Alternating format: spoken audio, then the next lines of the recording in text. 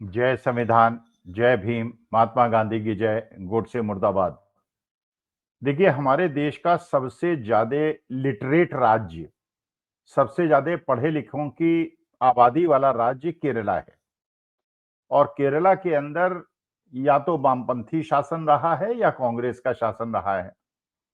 और ये कोइंसिडेंस कहिए या ये क्या इसको कहा जाए, लेकिन वहां पे भारतीय जनता पार्टी आरएसएस को बहुत ज्यादा पैर जमाने का मौका नहीं मिला। हो सकता है कि आप इसको इंटर कनेक्ट करें क्योंकि वहां के लोग बहुत ज्यादा शिक्षित हैं, इसलिए वहां बीजेपी पैर नहीं जमा पाई, या जो भी आप करना चाहें वो आप कर सकते हैं। लेकिन देखिए, आज के तारीख में जो सबसे बड़ा सूचना का केंद्र है वो तो बिहार है, और इसके बाद जो सबसे ज्यादा संदेश दे रहा है वो केरला दे रहा है। देखिए, बिहार के अंदर भी जो मामला है वो इतना ज्यादा उलझ गया है। और आपको पता है कि बिहार के अंदर महागठबंधन के अंदर राष्ट्रीय जनता दल ने, आरजेडी ने, लालू प्रसाद यादव ने कुछ लोगों को घर बुलाकर अपने हाथ से उनको टिकट वितरित कर दिया था, सिंबल दे दिया था। और सिंबल देने का मतलब होता है अधिकृत प्रत्याशी बन गए और वो जाके अपनी नॉमिनेशन को फाइल कर सकते हैं। लेकिन उसके बाद पता चला कि उन्होंने वो सिंबल वापस ले लिए हैं, और उनके जो कैंडिडेट्स हैं उन्होंने आके सिंबल वापस कर दिए हैं। सामने के सामने तो ये कहा जा रहा है वो इसलिए किया गया है कि अभी औपचारिक घोषणा नहीं हुई है महागठबंधन के अंदर सीटों के बंटवारे की, इसलिए ये वापस लिया गया। लेकिन इसके पीछे एक और बहुत बड़ा रहस्य और भी हो सकता है या नहीं, ये अगले 48 घंटे में पता चल जाएगा। कारण ये है कि जो ये एनडीए गठबंधन के अंदर सीटों का बंटवारा हुआ है, और जो भारतीय जनता पार्टी के दो रिप्रेजेंटेटिव जो आज के तारीख में जनता दल यूनाइटेड पे कब्जा करके बैठे हुए हैं, संजय झा और लल्लन सिंह, उन्होंने नीतीश कुमार जी की अस्वस्थता का लाभ उठाते हुए अपने निर्णय बीजेपी के बिहाफ में करा लिए। आज तक जितने भी विधानसभा चुनाव हुए हैं उसके अंदर जेडीयू हमेशा बड़े भाग की भूमिका में रही है। लेकिन इस बार जो संजय झा ने और लल्लन सिंह ने समझौता किया, उसके अनुसार बीजेपी और जेडीयू बराबर सीटों पे लड़ रहे हैं, 101 101। जब ये पता चला नीतीश कुमार को, और नीतीश कुमार अस्वस्थ हैं, उनसे मिलना भी आजकल बहुत ज्यादा मुश्किल हो गया, तो जिन्हें टिकट नहीं भी मिल रहा वो नहीं मिल पा रहे हैं। लेकिन उनके जो विश्वस्त लोग हैं जिनके नाम काट दिए गए, तो ये पता चला कि उनके सिटिंग एमएलए का टिकट कटवा के संजय झा और लल्लन सिंह ने वो सीटें एलजेपी को एलोकेट करा दी, चिराग पासवान की पार्टी को। और आप जानते हैं कि नीतीश कुमार को यह बात बिल्कुल पता है, चाहे कितने भी ज्यादा अस्वस्थ हों, कि पिछली बार के विधानसभा चुनाव में जो उनकी गत बनाई गई थी उसका सबसे बड़ा कारण चिराग पासवान थे और उनकी एलजेपी आर थी। क्योंकि उन्होंने भारतीय जनता पार्टी के कैंडिडेट्स के जो अपने लोग नहीं उतारे थे, लेकिन जेडीयू के खिलाफ उतार दिए थे, और भारतीय जनता पार्टी आरएसएस के लोगों को ही टिकट दे दिए थे, जिसकी वजह से जेडीयू की हालत खराब हो गई। भारतीय जनता पार्टी को ज्यादा सीटें मिल गई और भारतीय जनता पार्टी ने कुछ समय का इंतजार करते हुए नीतीश कुमार को मुख्यमंत्री पद दे दिया, और इस बार उन्हें पूरी तरह से निपटाने का निर्णय ले लिया। और यह बात नीतीश कुमार को अस्वस्थ होने के बावजूद पता चली। यह भी पता चला कि जो सीटें सिटिंग थी जेडीयू की वो भी चिराग पासवान को दे दी गई। तो एक प्रकार से चिराग पासवान को पुरस्कृत किया गया, और वो किया गया नीतीश कुमार के सिटिंग सीट्स के ऊपर भी, और नीतीश कुमार इससे बौखला गए। उन्होंने संजय झा को भी डांटा, लल्लन सिंह को भी डांटा।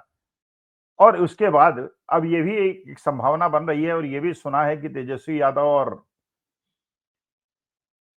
इनका नीतीश कुमार के बीच में कुछ मंत्रणा हुई है, कुछ बात हुई है, जिसमें यह कहा गया जेडीयू द्वारा कि हम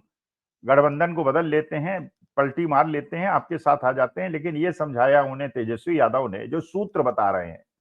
कि अभी आप आएंगे तो उससे कोई फायदा नहीं होगा, उससे एलपी जो जेपीआर है उसको ज्यादा फायदा हो जाएगा, तो अभी आप वहीं रहिए, जो भी आपको सीटें मिल रही हैं उस पर अपना विरोध दर्ज कराते हुए, और उसके बाद सीटें ज्यादा से ज्यादा लड़ने का प्रयास कीजिए, और जो भी सीटें आप जीत जाते हैं चुनाव के बाद, हम आरजेडी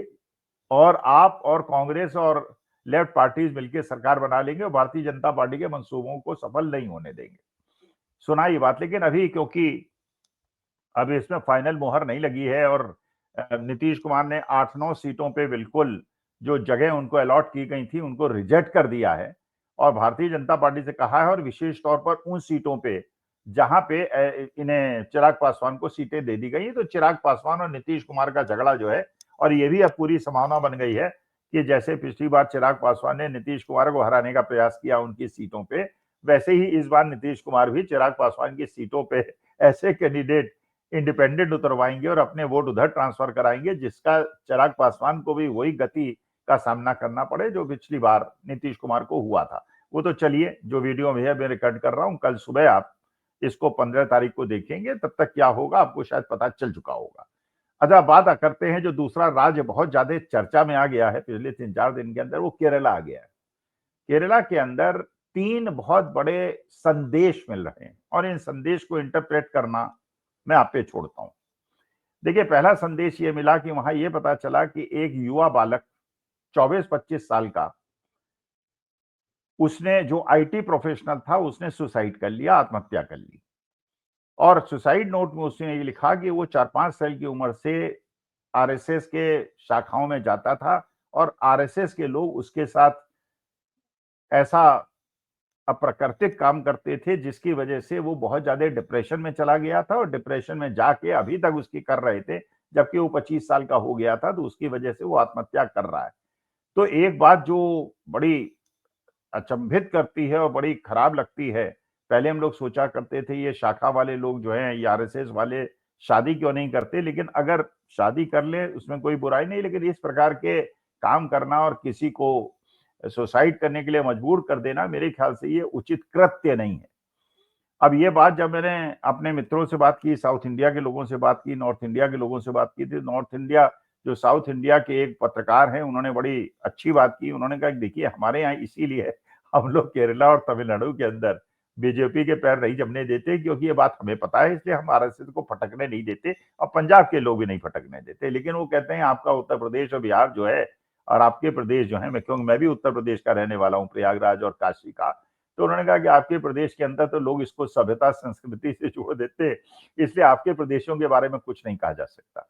तो अब मुद्दा ये है कि ये मुद्दा भी बहुत ज्यादा गर्म हो गया है कि आरएसएस के अंदर जो ये रहस्य उद्घाटन हुआ है, एक व्यक्ति ने, 24-25 साल के युवा ने अगर आत्महत्या की है और उसका कारण आरएसएस के लोगों द्वारा उसका शोषण करना और उसका शारीरिक शोषण करना और मानसिक शोषण करने का उदाहरण दिया है, तो ये तो ऐसा कृत्य है जिसके बारे में पूरे समाज को सोचना चाहिए और मेरे ख्याल से आरएसएस प्रमुख को भी सोचना चाहिए कि इस प्रकार की घटनाओं पर रोक लगाएं, वरना ये मेरे ख्याल से एक अच्छा संदेश पूरे विश्व को और देश के अंदर नहीं जाता। अच्छा, इसके बाद दूसरी जो घटना घटी है वो ये कि एक ही व्यक्ति ऐसे हैं जो भारतीय जनता पार्टी के केरला से जीते हैं। उनका नाम है सुरेश गोपी, और सुरेश गोपी जो हैं वो राज्य मंत्री हैं petroleum oil and gas ministry के, और ये फिल्म कलाकार भी हैं, बहुत अच्छे कलाकार हैं, बड़े पॉपुलर कलाकार हैं, देखने में भी बड़े भव्य उनका व्यक्तित्व है और उन्हें मंत्री पद भी दे दिया गया था और मोदी जी के बहुत प्रिय पात्र भी हैं। तो पहले भी जब वो मंत्री बने थे तो उनसे एक्सपेक्ट किया गया था कि आप केरला के अंदर हिंदू मुसलमान और क्रिश्चियन नैरेटिव को फैलाएं, तो उन्होंने बिल्कुल स्पष्ट कर दिया था कि देखिए, हमारे केरला के अंदर ये कम्युनल फीलिंग नहीं चलती और मैं ये नहीं करूंगा, क्योंकि केरला के कल्चर के अंदर ये नहीं आता। और अभी लेटेस्ट उन्होंने ये कहा है, क्योंकि यहां से जब से मैं मंत्री बना हूं मेरी इनकम बिल्कुल बंद हो गई है और यहाँ मेरी इनकम इतनी कम हो गई है, घर के खर्चे चलाने मुश्किल हो रहे हैं, घर के बच्चों को आगे बढ़ाना मुश्किल हो रहा है, तो मैं अपनी फिल्म इंडस्ट्री में वापस जाना चाहता हूँ और पैसे कमाना चाहता हूँ, क्योंकि ये एमपी और मिनिस्टर के पद से ये गाड़ी और घोड़ा और ये मकान लेके मेरा काम नहीं चल रहा। उन्होंने ये भी कहा है कि वहां पे एक सदानंद मास्टर हैं जो कि राज्यसभा के सांसद हैं भारतीय जनता पार्टी की, आप इनको मिनिस्टर बना दीजिए और मुझे पदमुक्त कर दीजिए और मुझे फिल्म इंडस्ट्री में काम करने दीजिए। और यही बात आप जानती हैं, कंगना रनौत ने भी कहा था, जो पहले मोदी जी के प्रोत्साहन पे वो मंडी से हिमाचल प्रदेश से मेंबर ऑफ पार्लियामेंट तो बन गई और इधर की भी नहीं रही, उधर की भी नहीं रही, या फिल्म इंडस्ट्री में भी उनकी फिल्में नहीं चल रही, वहां से भी कमाई नहीं हो रही। शायद उनसे वादा किया गया था आपको मंत्री बना देंगे और वो सोच भी रही थी कि उनका जिस प्रकार के स्टेटमेंट देती हैं तो कम से कम उन्हें एक कैबिनेट मिनिस्टर का पद तो मिल ही जाएगा। तो भी कई बार इच्छा व्यक्त कर चुके हैं कि वो ये छोड़ छाड़ के और अपना फिर इंडस्ट्री में चले जाएं। जो उनसे वादा किया गया था वो पूरा नहीं किया गया। इसके अलावा एक और घटना केरला में जो घटी है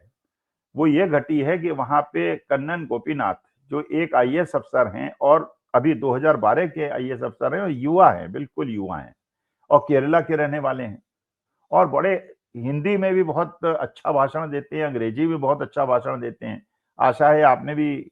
यूट्यूब में उनके भाषण सुने होंगे और बड़े ओजस्वी वक्ता हैं और उन्होंने रिजाइन भी आईएएस से इसलिए किया क्योंकि वो जब सीए एनआरसी का केस चला था तो उन्होंने कहा इस प्रकार का अन्याय तो किसी भी ऐसे देश में जो बाबा साहब भीमराव अंबेडकर के संविधान से चलता है, महात्मा गांधी का देश हो, इस प्रकार के कानून लाकर अल्पसंख्यकों को सताना, अगर आप सताएंगे दूसरे देशों में उसकी प्रतिक्रिया हो सकती है। उसके प्रतिरोध के लिए उन्होंने आईएएस से रिजाइन कर दिया। आईएएस से रिजाइन कर दिया था जो एक बार चिपक के कोई छोड़ना नहीं चाहता और कल उन्होंने कांग्रेस ज्वाइन कर ली। तो ये एक घटना तो बिहार के अंदर हुई है कि किस प्रकार से वहां पे एनडीए के अंदर जो सीट एलोकेट करके वो मैसेज देना चाहते थे कि हमने पहली विजय प्राप्त कर ली है, हमारे यहाँ कोई कंफ्यूजन नहीं है। लेकिन जिस प्रकार से वहां पे चिराग पासवान को पसंदीदा सीट दे दी गई और नीतीश कुमार के साथ संजय झा और लल्लन सिंह ने धोखाधड़ी करवाई भारतीय जनता पार्टी के सहयोग से और नीतीश कुमार नाराज हो गए और जिसकी वजह से महागठबंधन के अंदर पुनर्विचार हुआ और मेरे ख्याल से जब तक वीडियो आपके सामने आएगा शायद महागठबंधन की सीटें भी, लेकिन जो विद्रोह एक प्रकार से एनडीए के अंदर हो गया क्योंकि लास्ट मिनट पे ये सीटें अनाउंस होंगी जिस दिन नॉमिनेशन फाइल होना है, तो ये महागठबंधन के अंदर होने की संभावना बहुत ज्यादा क्षीण हो गई है।